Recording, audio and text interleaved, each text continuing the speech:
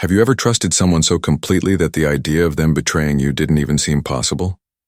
My name is Mark Dalton. I'm 38, a former Army intelligence officer, and a father of two. I've seen men lie for survival, and I've seen people break under pressure in ways that would haunt most civilians. But nothing, not the gunfire, not the desert, not the long nights on base, prepared me for the quiet war that would unfold inside my own home. It started with a message I wasn't meant to see, just a few lines buried in an email thread, caught by accident while I was organizing some paperwork for a VA mortgage application. At first it didn't register, but when I read the phrase, "They'll never believe a soldier with PTSD over a mother of two," something in me stopped cold. My wife had said that she wasn't talking about a misunderstanding. She was talking about a strategy, a plan, and in that instant I realized this wasn't a rough patch. This was a setup. The woman I had come home to, the woman I had trusted with my children, had quietly decided I was the enemy, and she was preparing to win. I didn't confront her that day. I didn't even finish what I was doing. I closed the laptop, walked out to the backyard, and sat under the oak tree we planted when our daughter was born. I stared at nothing for a long time. That one sentence echoed in my mind like a grenade, without a pin. They'll never believe a soldier with PTSD over a mother of two. The thing is, I don't have PTSD, at least not in the way she was implying. I'd passed every post-deployment screening, and I'd spent most of my service doing surveillance and threat analysis, not kicking down doors. But she was counting on the public's image of the broken veteran, volatile, paranoid, unstable. And as I sat there, a slow sinking dread began to settle over me. This wasn't just betrayal, it was character assassination, premeditated and calculated.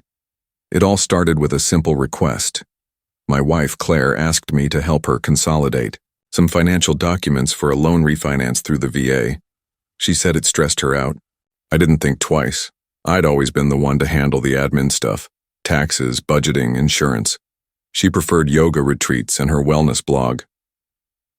I opened our shared cloud drive, and while syncing her email to fetch a couple of missing PDFs, I saw something odd, an unlabeled folder recently updated. Curiosity wasn't what drove me to open it. Instinct was. I'd learned a long time ago to trust the small things, unusual patterns, inconsistencies, digital breadcrumbs. Inside the folder were screenshots, voice memos, and long message threads with someone named Dana Wendell. I didn't know the name, but it didn't take long to realize Dana was a family law attorney. The messages weren't vague. They were strategic. Claire had been discussing timelines, documentation, psychological profiles, even local custody trends for North Carolina courts. There was one message that made my chest tighten. "He's so calm it's eerie, but that'll play in our favor." People think emotionless means unwell. Dana said we can frame it as detachment. I didn't even know I was being watched. Studied, actually. Every reaction, every silence, every word I hadn't said was being twisted into something dangerous. She wasn't just preparing to leave me. She was preparing to destroy me. I went back through months of our conversations in my mind. The little questions she'd asked. About military discharge classifications, about how disability claims work, about whether therapy sessions were recorded.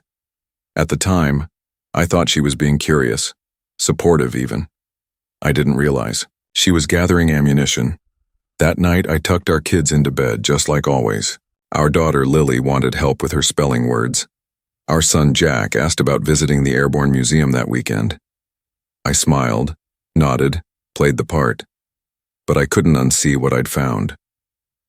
I stood in the hallway outside their rooms, looking at the woman I'd built a life with, and understood for the first time that she didn't see me as a husband anymore.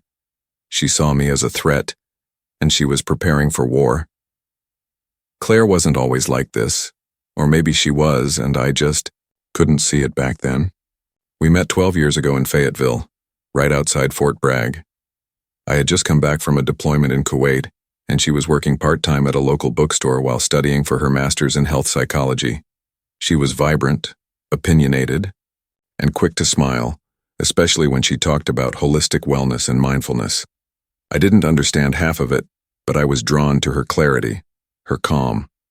I'd spent months surrounded by constant tension, so her softness felt like shelter. We moved in together after just 6 months. A year later, we got married. She wanted to start a family quickly, and I didn't hesitate. I re-enlisted partly for the stability and health care, partly because I still felt like I had unfinished work overseas. When our daughter Lily was born, I was in Baghdad. Claire sent me pictures every day, videos of her first laugh, audio recordings of lullabies. I saved every one of them. I counted down the days to come home, not just from deployment, but to finally be home. I made a choice. When I returned, I transitioned out of active duty and took a civilian role in intelligence consulting to be closer to my family. It meant a pay cut. It meant starting over. But I did it for them. For her. I worked contracts on military tech infrastructure, often behind the scenes, long hours, sometimes tedious. Meanwhile, Claire decided to become a full-time mom. I supported it completely. I picked up freelance gigs at night, took cybersecurity certification courses on weekends, just to make sure we'd stay comfortable. She said she wanted time to figure out who she was now, and I respected that.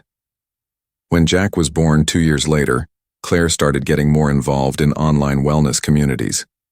She launched a YouTube channel, built an Instagram following, talking about energy alignment, mothering from intuition and emotional balance. I helped with her website, designed her logo, edited videos when she needed it. I was proud of her, honestly. She was building something. But gradually, she stopped asking about my work. She started referring to it as dark or cold.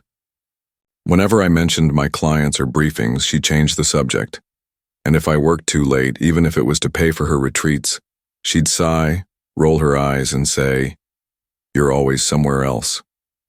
I tried to be present. I adjusted my schedule, blocked out family dinners, helped with bedtime every night. But it never seemed to be enough. It was as if she wanted the idea of me without the actual man I was. Still, I told myself marriage had seasons. Stress could cloud anyone. I ignored the growing edge in her voice, the way she dismissed my opinions in front of others, the increasing coldness. I had faced harder things, I thought. I could weather this too, but I was wrong. Because this wasn't just emotional distance, it was erosion, deliberate and patient. And by the time I saw it clearly, too much of me had already been carved away. The shift wasn't sudden. That's what made it dangerous.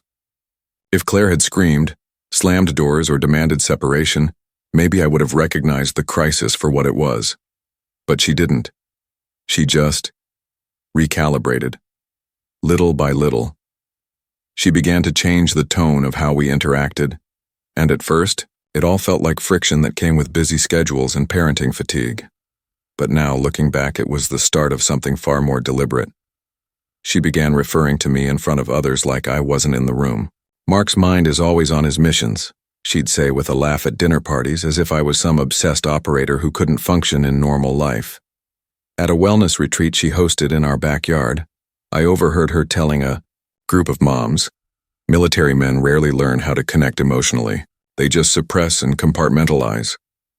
They nodded sympathetically, unaware I was around the corner, filling lemonade pitchers for her guests.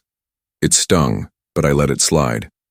I told myself she was just venting, trying to connect. Then came the therapy suggestion. She said she wanted us to be stronger, to model communication for the kids. I agreed immediately. I've never been the kind of man to see therapy as weakness. But something about the sessions felt off from the start. The therapist, Dr. Lang, was overly focused on my control patterns. Questions like, "Do you feel a need to regulate your wife's emotional state?" Or, "Have you ever raised your voice in frustration?" felt scripted. Claire, meanwhile, would talk at length about how I shut down when overwhelmed, how she felt emotionally unsafe during disagreements, even though I had never once raised a hand or even my voice in anger. During the second session, Claire asked if we could start recording our conversations to reflect on them together. I didn't love the idea, but I didn't push back. She said it was for growth. I wanted to believe that. But soon she started pressing record during casual conversations at home, always when something sensitive came up. Budget discussions, parenting decisions, anything that could be twisted into a controlling narrative. It wasn't just therapy either. She started rewriting history in small, subtle ways. If I reminded her of a decision we made together, she'd claim I pressured her into it. If I expressed concern about a big purchase she made without discussing it, like the $200 she dropped on a crystal healing certification, she'd accuse me of financial paranoia. The worst part was the change in how she spoke to the kids about me. One night I heard her tell Lily, "Daddy's just a little stressed lately. He doesn't always know how to show love when he's overwhelmed." That's when I realized she wasn't just planting doubt with friends or a therapist. She was planting it inside our children. I thought I was being patient, mature, thoughtful. What I didn't realize was that I wasn't in a marriage anymore. I was in a long, quiet cross-examination, and every answer I gave was already being twisted into a future weapon. It escalated slowly, like a room filling with smoke, while you're still telling yourself there's no fire. After the recordings became routine, Claire's tone started changing, not just in therapy but at home. She'd bring up contentious topics out of nowhere, usually when the kids weren't around and always when her phone was lying face down on the kitchen counter, screen softly glowing, mic likely active. She started picking fights about things that had never been an issue. One evening, she accused me of hiding money after I mentioned moving some savings into a separate emergency account, a standard precaution for someone with a military background. When I calmly explained the reason, she said, "See, this is what Dr. Lang meant. You're always 5 steps ahead, always planning like we're the enemy." She said it with a smile, but her eyes didn't match. That conversation ended with her storming out only to text me later from the other room. "You need help, Mark, this isn't normal." From that point on, almost every disagreement felt like a performance, except I hadn't seen the script. She'd needle me about my job, question my loyalty to the family, accuse me of being checked out emotionally. But each jab had a pattern. It was always a step too far, always just personal enough to sting. She was baiting me. She wanted a reaction. One night she brought up my Army evaluation reports during dinner, casually mentioning to the kids that Daddy used to get in trouble for being too intense with his team. That wasn't true. My records were spotless, but her voice was sweet and slow, like she was teaching a bedtime story. Jack looked at me with big, questioning eyes, and I just smiled, keeping my voice even. "Actually, that's not what happened. We'll talk about it later." Claire didn't press further. She didn't have to. The seed had been planted. The sessions with Dr. Lang became less about resolving tension and more about spotlighting my reactions. Claire would twist situations, say things like, "He shuts down when I cry," or "He won't let me express my truth." I'd try to clarify, to explain context, but Dr. Lang would just jot notes down without expression. It wasn't therapy. It was evidence collection. Then, one afternoon, I found a document in the printer tray, half crumpled, left behind. It was a custody case intake form. Her handwriting filled the margins. Under reason for seeking sole custody, she had written, "Father shows signs of emotional volatility.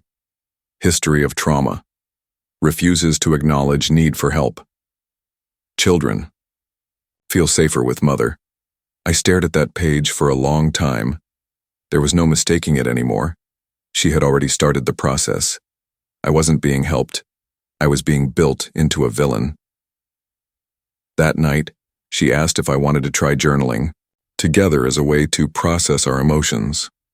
I agreed, not because I trusted her, but because I finally saw the game she was playing. And it was time I started playing it back. The night I agreed to the journaling, something shifted inside me, not in anger, but in clarity. For months, I had been walking through this carefully crafted fog, questioning my instincts, trying to hold my marriage together with logic and calm. But logic doesn't survive in a war where the rules are rewritten behind your back. And calm was being used against me. My silence was now emotional withdrawal.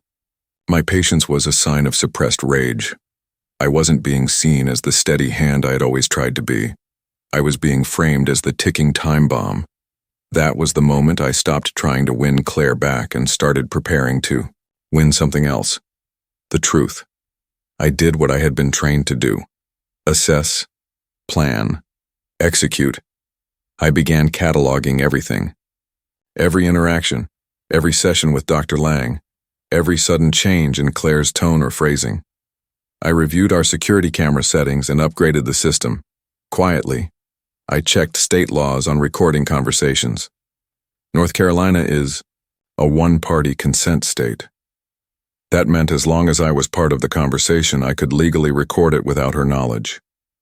I ordered discrete audio devices, ones that looked like key fobs or chargers, and placed them in the living room, kitchen car, anywhere tension usually brewed. At work, I spoke to a fellow veteran, Jordan, who now worked in digital forensics. I told him a cleaned-up version of what was happening, just enough to ask if he'd help back up my devices securely. He didn't ask for details. He just nodded and said, "You're not the first, Mark. Just don't wait too long to act." I dug deeper into Claire's online activity. Her emails were mostly locked down, but she wasn't careful with shared devices. On our family tablet, still synced to her Google Drive, I found a folder labeled Wellness Projects. Buried inside were documents that had nothing to do with aromatherapy or retreats. They were drafts of custody statements, lists of my alleged behavioral patterns, and disturbing fragments of conversations she planned to use in court. One document stood out. It was titled Psych Eval Strategy Draft. It included bullet points, frame therapy sessions as failed interventions, highlight Mark's emotional detachment, use children's statements about dad being quiet or distant as signs of instability. That word again, frame.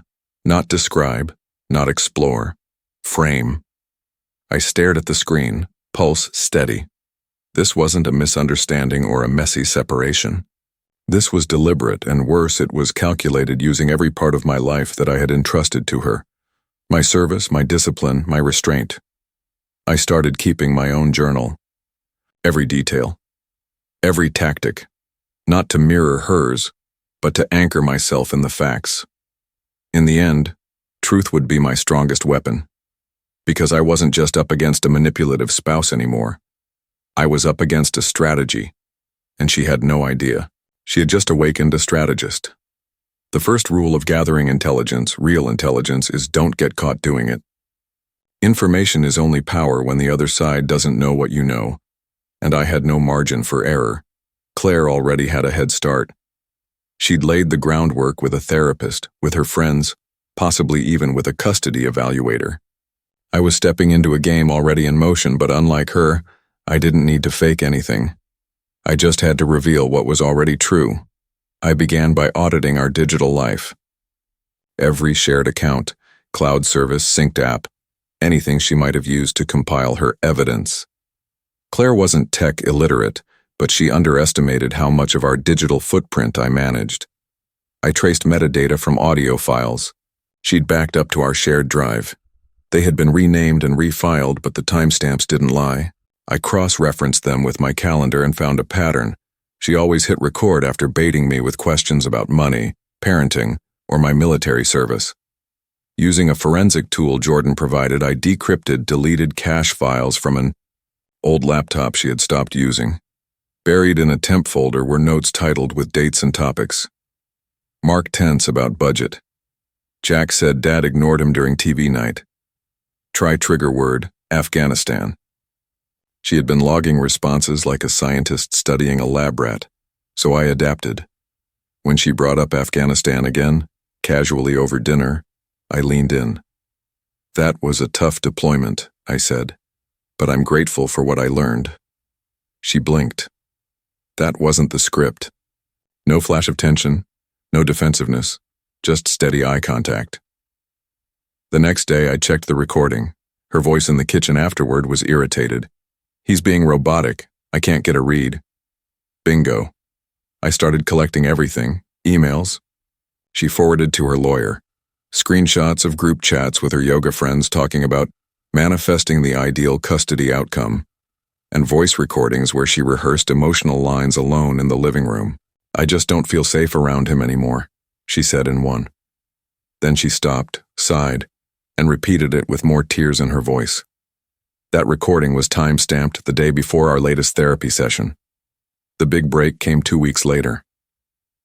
I found a draft document in a folder labeled Claire Talks on the desktop of her old iMac. It had been deleted, but not before the cloud backup captured it. It was a psychological evaluation form from a clinic we'd never visited. I searched the provider, an online mental health service with a history of giving supporting documentation in high-conflict custody cases. The document included a diagnosis attributed to me: adjustment disorder with anxiety and mood instability. It was unsigned, unfinished, and critically fraudulent. I knew exactly what this was: a forged psychological profile she planned to introduce as supporting evidence of my unfit mental state. I printed it and locked it away. The next move was external. I scheduled a private legal consultation with a family law attorney who specialized in veteran custody cases. Her name was Amelia Cross. I showed her the recordings, the forged document, and my journal. She listened quietly, flipping pages, making notes. "This isn't just pre-divorce planning," she said. "This is reputational warfare, and you're right to be recording everything, but you need to take control of the narrative now." She told me something that stuck with me. Courts don't reward truth. They reward proof. And what you have is better than proof. You have a pattern. I left her office with a strategy and a flash drive. That night, Claire tried to bait me again, accusing me of being emotionally unavailable, dismissive of her needs. I stayed calm. I nodded. I even thanked her for expressing herself. She looked at me like I'd short-circuited, and maybe I had, because the man she thought she was playing had been replaced by someone she didn't recognize anymore. Someone watching, recording, and preparing. And this time, I wasn't just surviving her plan. I was building mine. I needed to be sure. That's the thing about intelligence work. You never act on assumptions alone, you confirm. You observe the target under stress. You test for weakness in the pattern. And in marriage, even a broken one, there's always a part of you that wants to believe it can be salvaged. So I gave Claire one last opportunity disguised as a gesture of love. I planned a weekend away, just the two of us. I told her my parents had offered to take the kids, that I'd found a secluded cabin by Lake Lure, one we'd talked about years ago but never visited. I framed it as a reset, a chance to reconnect, without therapy sessions, phones, or distractions. She said yes too quickly. The first night felt almost genuine. She smiled more than she had in months. We cooked together, drank wine, reminisced about Lily's first steps and Jack's obsession with dinosaurs. For a brief moment I wondered if I was wrong, if maybe fear and stress had twisted our connection, not malice. But then came the next morning. We were having breakfast on the porch, sun filtering through the trees. Her phone, which she'd promised to leave untouched, sat quietly recording between the coffee mugs. I saw the screen reflection in the window. She leaned forward slightly and said, "Do you ever feel like you're not the same person since the army? Like, maybe the stress just changed something in you?" It was so carefully delivered I almost admired the precision. I answered softly, "Of course I've changed, but that doesn't mean I'm unstable. It means I adapted." She tilted her head, disappointed. "I'm just trying to understand what you're holding inside, Mark. Sometimes I feel unsafe." She added the word like a grenade and watched to see if it would detonate. I didn't react. I nodded slowly and said, "Thanks for telling me. That must be hard to feel." She blinked. No explosion, no ammunition. She spent the rest of the weekend, withdrawn, distant. I knew then what I needed to know. This trip was never about saving our marriage. It was a controlled environment where she could isolate me, provoke me, and capture the fallout. But she didn't get the explosion she wanted. She got silence, composure, proof of restraint. And when we drove home, while she texted updates to whoever was waiting on her end, I sat quietly beside her, already scripting my next move, not toward her, but toward the truth. By the time we got back from the lake, the last pieces were already in motion. The moment she stepped out of the car and started unloading the kids' weekend bags from my parents' backseat, I excused myself, walked into the house, and called Amelia Cross. "It's time," I said. "File everything," Claire thought. She had the upper hand because she had been planning longer. What she didn't realize was that preparation doesn't mean anything when you're building a lie, and the other side has receipts. The next morning at precisely 9 a.m., Amelia filed a petition for divorce on my behalf, along with a motion for emergency custody and a formal request to present evidence of fraud, emotional manipulation, and attempted custodial interference. By 1:10 a.m., Claire's attorney had called Amelia, blindsided. "We were preparing to file next week," she said, clearly rattled. Amelia simply replied, "Then you'll be responding instead of leading. Check your inbox."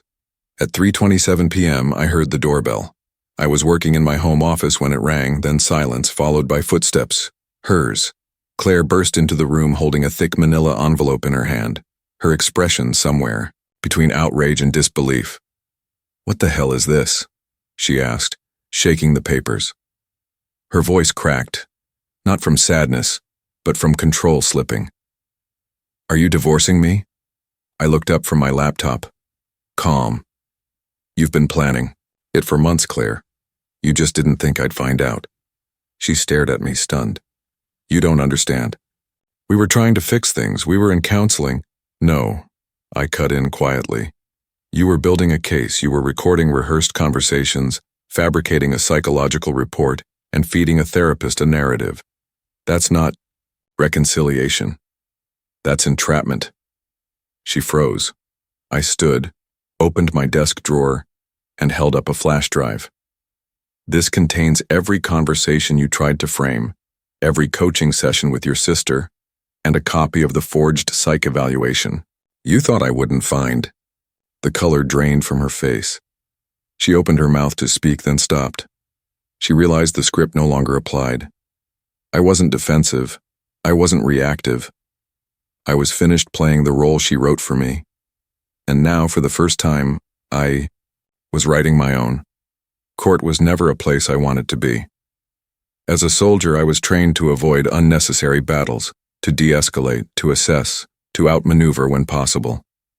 But some fights come to you no matter how disciplined you are. This one came dressed in suits and soft voices, hidden behind the language of concern for the children. It was Claire's battlefield now, and she thought she knew how the story would play out. But she hadn't accounted for what happens when a soldier prepares for war on his own terms. The hearing was scheduled for a Thursday morning. I arrived early with Amelia Cross and a case file that felt heavier than any deployment gear I'd ever carried.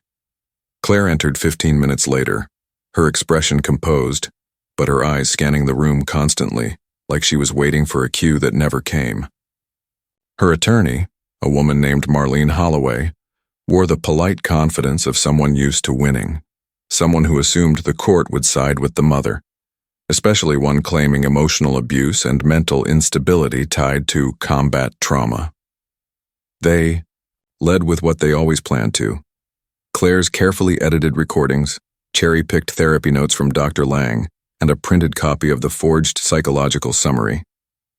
The judge, a middle-aged woman with sharp features and an even sharper gaze, listened without expression as Holloway painted me as emotionally distant, highly controlling, and, thanks to a single line lifted from an old journal entry, potentially unstable. Claire even gave a practiced testimony about feeling unsafe, her voice breaking at all the right moments, pausing just long enough for the silence to feel heavy. Then it was our turn. Amelia stood, calmly presented the flash drive, and stated, "Your Honor, what the petitioner has failed to disclose is that this case was engineered. What you've just heard is not evidence, it's a performance, and we can prove it." The first recording played was of Claire practicing lines for a therapy session. Her voice was clear. I'm going to say he shuts down emotionally, that he doesn't let me speak. Is that enough, or do I need to mention Afghanistan? Then came another, her coaching her sister to exaggerate concerns. Say he stares too long when he's upset. Make it sound unsettling, not angry. You get it? By the third clip, the judge raised a hand. Counselor Holloway, were you aware your client had been manufacturing testimony and collaborating on witness fabrication? Holloway stammered. Claire looked like someone had just turned the lights on in a dark room she thought was hers alone. But we weren't finished.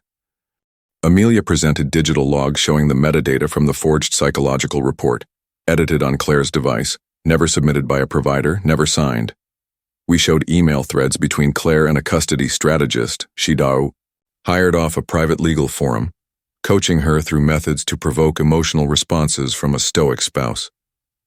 Every piece was time-stamped, verified, undeniable.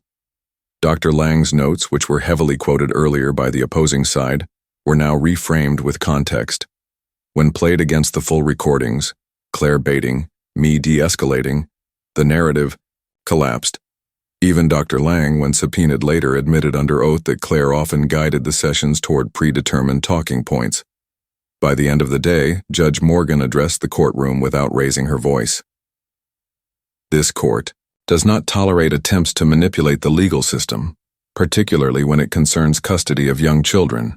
The respondent, she looked directly at me, has demonstrated consistent emotional restraint, documentation of targeted provocation, and evidence of a systematic campaign of deceit waged against him. She paused, then turned to Claire.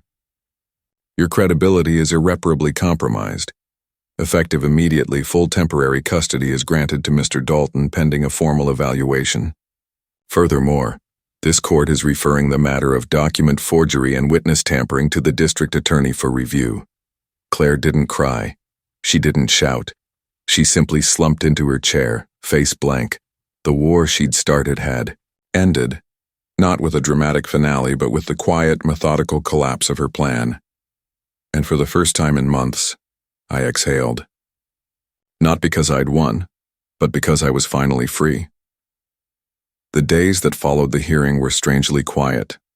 Not peaceful, just quiet, like the air after a thunderstorm, when everything is still trying to make sense of the damage.